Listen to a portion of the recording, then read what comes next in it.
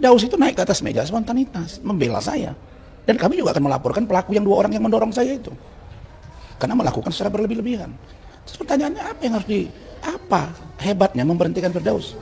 Adapun saya naik ke meja, itu kan saya spontan. Karena melihat pegawai pengadilan yang saya anggap itu bukan PAMDAL, ya, dan jaksa yang masuk terlalu riuh ripah dan memprovokasi, yang mengatakan bahwa dia ada keributan. Makanya saya protes. Tolong jangan aniaya klien saya. Saya bilang begitu. Tetapi itu spontanitas sifatnya. Saya naik, lalu jaksa menunjuk saya, suruh turun, saya turun. Karena saya spontan. Kalau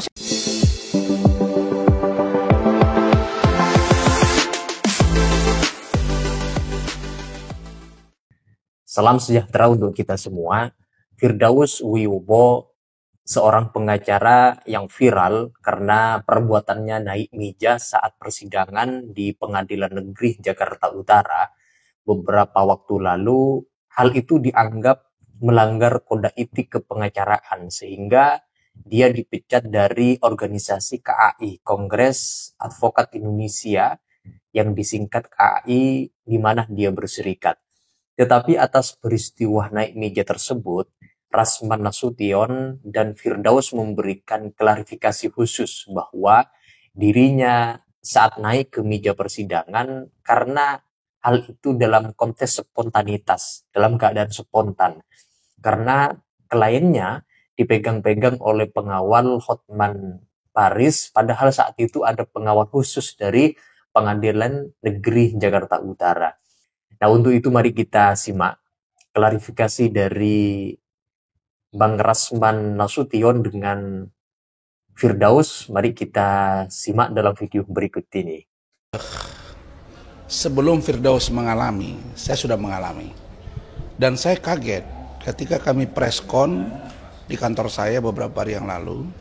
Dia ngomong ke saya, "Bang, saya katanya mau dipanggil Dewan Kehormatan. Masalah saya naik meja." Katanya, "Adinda di mana? Organisasi advokatnya." "KAI ya, Bang."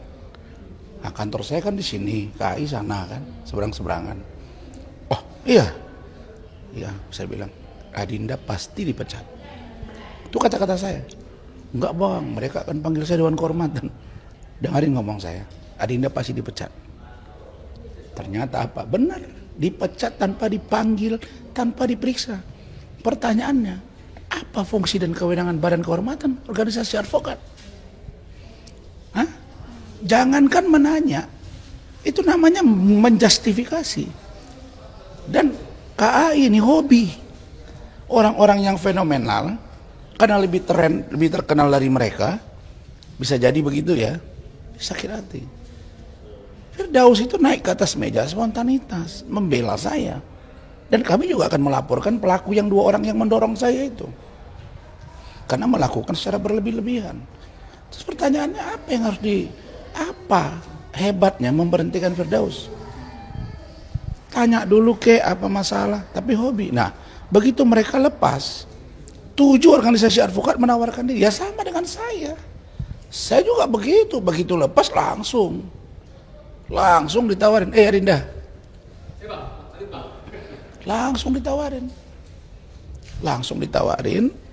Terus kita langsung, ya tinggal milih mana yang lebih nyaman.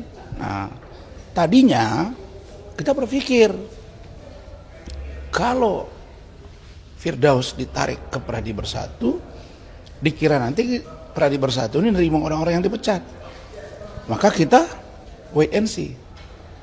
Ternyata begitu kontak dengan Firdaus bilang, "Bang, udah 7 nih, Bang, aku udah tetapkan Ferradi." Nah, itu nanti malam jam 22 kami akan preskon di daerah Kemang. Itu membuktikan bahwa lawyer yang bersuara berbeda dengan yang lain, ya, itu masih diminati banyak organisasi advokat. Jadi saya menyayangkan, dan sudah 2, ya, saya vice president loh DPP KAI dulu, sudah 2 anggotanya yang fenomenal dan terkenal, dan justru apa yang mereka tuduhkan tidak terbukti. Saya dulu dilaporkan lagi setelah dipecat, dilaporkan melakukan ijazah palsu, SP3, mereka cabut laporannya. Nah, ini nanti begitu, kalau Firdaus mengambil tindakan hukum terhadap mereka kesenang-wenangan, kena juga mereka. Nah, jadi kami menganggap ya sudah biar masyarakat yang menilai. Cuma saya ingatkan teman-teman, rekan-rekan, adik-adik, abang-abang yang ada di KAI-nya Siti Jamalia Lubis ini, hati-hati. Kalian kalau bermasalah hukum seperti saya dan Firdaus, nggak bakal ditanyai, langsung diberhentiin. Nah, persoalannya saya kemarin duluan mengundurkan diri. Firdaus juga bilang dia sudah mengundurkan diri. Jadi pemecatan itu hanya kamus begitu aja. Dia udah ada kartu advokat kok. Oke. Itu kan tadi Pak Firdaus juga bilang bahwa ini sudah dibawa ke ranah MA. Itu persiapannya seperti apa sih, Mas? Ya, kerana MA maksudnya? Mahkamah Agung tadi. Ya, ranahnya apa? Iya. Tadi Mas Firdaus bilang bahwa ini sudah sampai terdengar oleh MA. Terus Oh iya, meminta memang maaf. kasus ini sudah sampai ke ranah Mahkamah Agung. Dan memang, maaf ya, dalam undang-undang advokat, itu kan kita disumpah oleh organisasi advokat, bersumpah di pengadilan tinggi. Jadi tidak ada urusan Hotman, urusan pengadilan tinggi, Mahkamah Agung mencabut berita acara sumpah kami, nggak ada. Ya.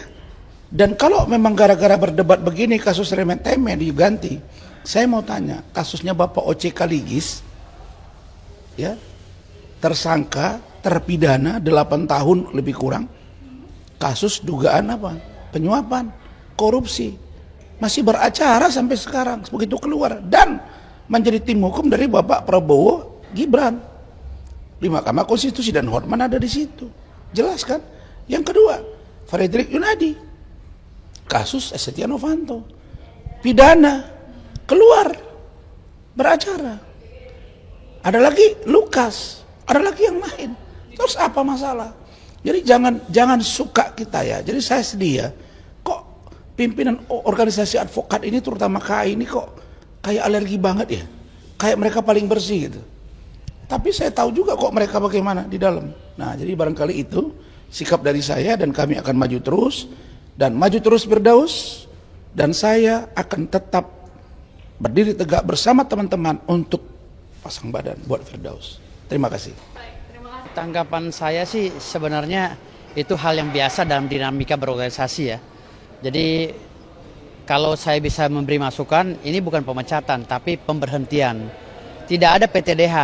PTDH itu ada istilah di kepolisian karena mereka digaji oleh negara. Kalau kami ini pengacara tidak ada gajinya. Kami ini organisasi yang dilisensi oleh Mahkamah Agung ya, melalui Pengadilan Tinggi Negeri untuk dilegalkan sumpahnya. Jadi kalau ada istilah pemecatan itu tidak elok bagi kami yang tidak mendapatkan gaji dari pemerintah gitu loh. Kami hanya diberhentikan karena melanggar administrasi. Kalau memang melanggar administrasi harus ada proses kode etik ya, sidang kode etik di Dewan Etik. Namun saya tidak pernah diperiksa secara profesional. Lalu yang ketiga, saya ini tidak tahu masalahnya apa saya diberhentikan dari advokat KAI. Karena saya tidak pernah melanggar. Saya ini orang yang berjuang berdasarkan kuasa untuk membela hak hukum klien saya. Adapun saya naik ke meja, itu kan saya spontan. Karena melihat pegawai pengadilan yang saya anggap itu bukan PAMDAL, ya, dan jaksa yang masuk terlalu riuh ripah dan memprovokasi, yang mengatakan bahwa dia ada keributan. Makanya saya protes. Tolong jangan aniaya klien saya bilang begitu.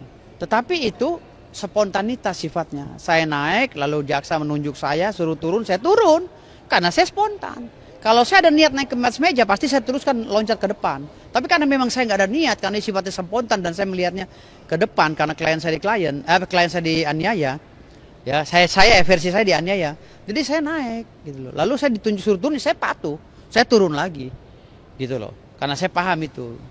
Berarti memang atas dasar spontanitas. Spontanitas, kecuali kalau sudah disomasi, diperingati oleh jaksa, saya suruh turun tidak turun, nah itu saya melanggar contempt of court. Beliau kedua-duanya ini mantan rekan sesama advokat yang bernaung di dalam organisasi Kongres Advokat Indonesia atau yang dikenal dengan singkatan KAI.